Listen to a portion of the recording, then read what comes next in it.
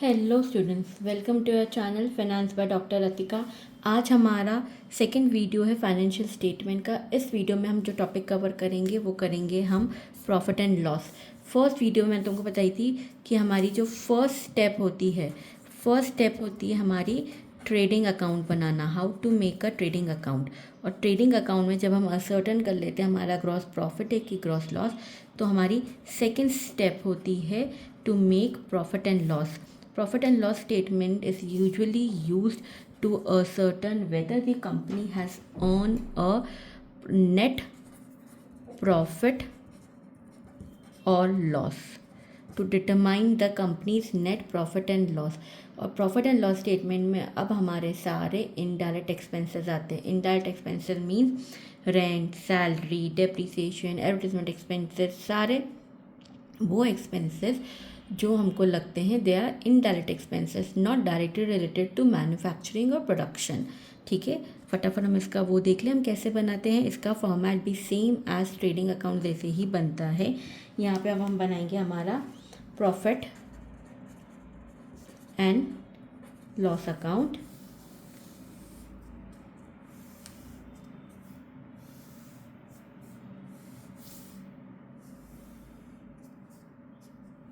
ये हो जाएगा हमारा डेबिट, ये हो जाएगा हमारा क्रेडिट. यहाँ पर हो जाएगा हमारा particulars amount, and amount. Usually बच्चों एक बार ध्यान रखना, trading and profit and loss account साथ में ही बनता है. तुम लोगों को डिटेल में बताने के लिए मैंने ट्रेडिंग अकाउंट और प्रॉफिट अकाउंट अलग अलग बनाए हैं. Otherwise trading and profit and loss account वो साथ में ही बनता है. और हम ग्रॉस प्रॉफिट, जैसे हम ऊपर ग्रॉस प्रॉफिट निकालेंगे फिर इस क्वेश्चन तो हम नीचे ग्रॉस प्रॉफिट ब्रॉट डाउन करते हैं. जैसे इस क्वेश्चन में हमको दे रखा है ग्रॉस प्रॉफिट इज़ 1,20,000, तो हम डायरेक्टली यहाँ पे लिख देंगे by gross profit brought down 1,20,000. ठीक है, अब हम लिखना स्टार्ट करें. रेंट हमारा एक्सपेंसेस है तो कहाँ आ जाएगा, यहाँ आ जाएगा. To rent 5,000. फिर हमको दिए रखी सैलरी, सैलरी भी हमारी एक्सपेंसेस है तो हम यहाँ लिख देंगे 35,000. फिर कमीशन पेड हमारा एक्सपेंस है तो हम यहाँ लिख देंगे कमीशन पेड 19,000. याद है ना, डेबिट साइड हम हमारे सारे एक्सपेंसेस लिखते हैं, क्रेडिट साइड हम हमारी सारी इनकम्स लिखते हैं.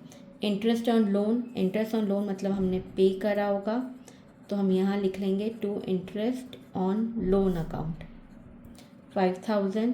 फिर टू एडवर्टाइजमेंट भी हमारा एक्सपेंसेस है तो यहाँ पे आ जाएगा हमारा टू एडवर्टाइजमेंट 8,000. अब हमारा है इंटरेस्ट रिसीव्ड. इंटरेस्ट रिसीव्ड हमारे लिए प्रॉफिट होगा तो हम यहाँ लिखेंगे बाय इंटरेस्ट रिसीव्ड. ये हमारी क्या है, ये हमारी इनकम है, हमको मिली है तो इसलिए हम इसको यहाँ लिख रहे हैं.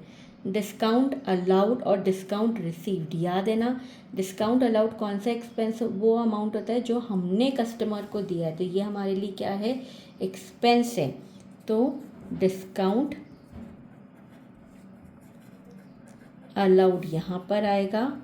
और डिस्काउंट रिसीव्ड ये हमारी क्या होती है, ये हमारी इनकम होती है. क्यों, क्यों इनकम मतलब हमारे लिए प्रॉफिट है क्योंकि ये हमको मिला है, इतने पैसे हमको कम देने पड़ेंगे तो हम यहाँ लिखेंगे इसको बाय डिस्काउंट रिसीव्ड. कितना, 6,000 का.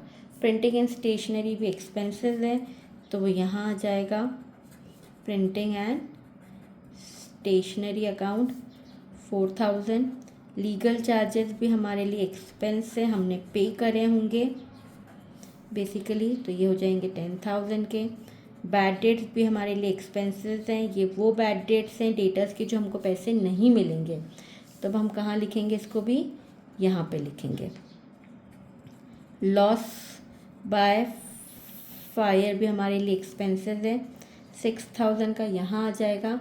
डेप्रिसिएशन अगेन हमारे लिए एक्सपेंसेस है तो हमारे लिए क्या हो जाएगा, डेप्रिसिएशन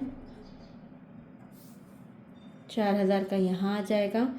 अब देखो ये क्या है, मिसलेनियस इनकम है तो ये यहाँ आएगी बाय मिसलेनियस इनकम 2,000.